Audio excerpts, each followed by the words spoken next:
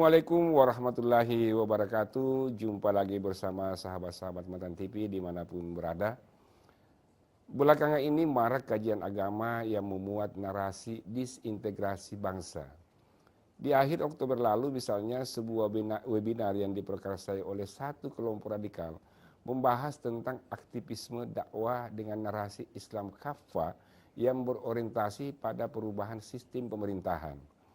Tak lama juga muncul aksi unjuk rasa oleh kelompok yang berhaluan serupa, yang beririsan dengan politik praktis yang dipimpin oleh seorang figur agama, sehingga terkesan sebagai aktivisme keagamaan. Mereka menganggap bahwa apa yang sedang dilakukan adalah salah satu bagian dari dakwah untuk menegakkan kebenaran.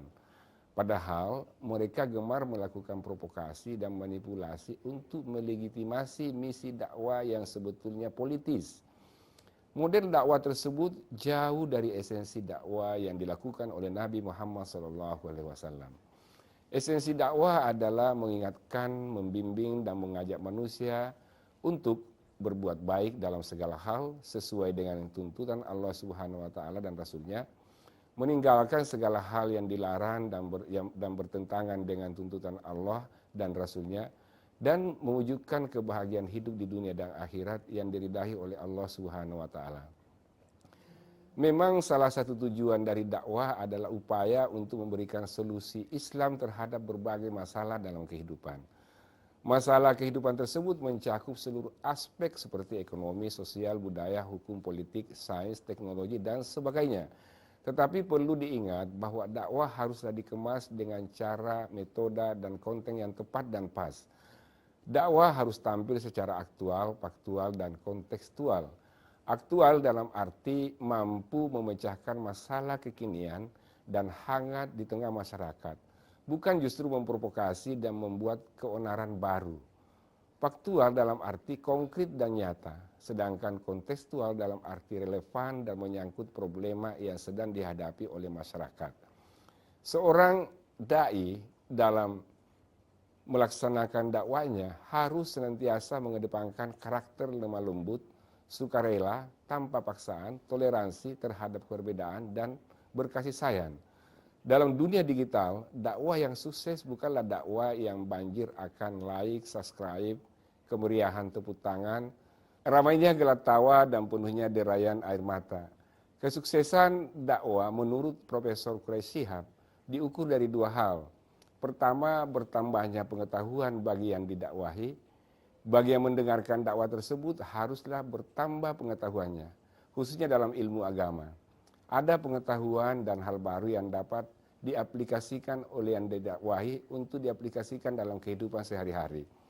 Kedua, bertambahnya kesadaran bagi yang didakwahi untuk menjalankan ibadah. Quraish Shihab bahkan mengatakan bahwa dakwah tidak mesti di masjid. Dakwah bisa saja di mana saja. Metodenya pun sangat beragam, tidak mesti formal seperti pengajian pada umumnya. Dakwah juga tidak melulu dengan cara ceramah. Media dakwah pun sangat fleksibel, bisa melalui film, musik, lukisan, gambar, dan lain-lain. Selama pesan keagamannya tersampaikan, maka itu bisa disebut dakwah. Seperti halnya dakwah lewat wayang seperti yang dilakukan oleh Wali Songo, atau dakwah dengan pendekatan musik tradisional seperti yang dilakukan oleh MH Ainun Najib. Fleksibilitas ini dicontohkan Nabi Muhammad SAW dan kehidupan sehari-hari, di mana beliau lebih banyak berdakwah dengan metode uswatun hasanah atau dakwah dengan keteladanan. Model dakwah ini sesuai dengan amanah Al-Quran surat An-Nahl ayat 125. Bismillahirrahmanirrahim. Udu ila sabili rabbika bil hikmati wal mau'izatil hasanah wajadilhum billati hi ahsan. Inna rabbaka huwa a'lamu biman dalla an sabilihi wa huwa a'lamu bil muhtadin. Artinya, serulah manusia kepada jalan Tuhanmu dengan hikmah dan pengajaran yang baik, serta berdebatlah dengan mereka dengan cara yang lebih baik. Sesungguhnya Tuhanmu, dialah yang lebih mengetahui siapa yang sesat dari jalannya, dan dialah yang lebih mengetahui siapa yang mendapatkan petunjuk. Sebelum menyampaikan ajaran Islam secara lisan, beliau memperlihatkan karakter dan perilaku yang mulia. Hal ini membuat banyak orang tertarik kepada Islam karena melihat akhlak Rasulullah SAW yang luar biasa. Metode dakwah ala Nabi Muhammad SAW ini menunjukkan bahwa Islam adalah agama yang membawa kedamaian dan kasih sayang, bukan dengan paksaan dan provokasi. Semua yang Rasulullah SAW lakukan selalu berdasarkan hikmah, toleransi, dan kasih sayang. Prinsip ini yang harus ada dalam semangat dakwah di era kini. Demikian, semoga bermanfaat bagi kita semua, terutama kepada masyarakat dan bangsa dan negara yang kita cintai. Wassalamualaikum warahmatullahi wabarakatuh.